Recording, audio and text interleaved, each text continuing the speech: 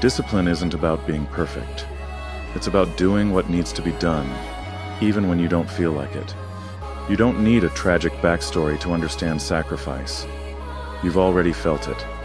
Skipping sleep to finish something, biting your tongue when you want to snap, showing up when you'd rather stay in bed. That's discipline. It's not flashy, it's not loud, but it adds up. Every small choice, every quiet effort, it all builds the life you say you want. Just do the hardest thing on your to-do list first today. Prove to yourself you can handle discomfort.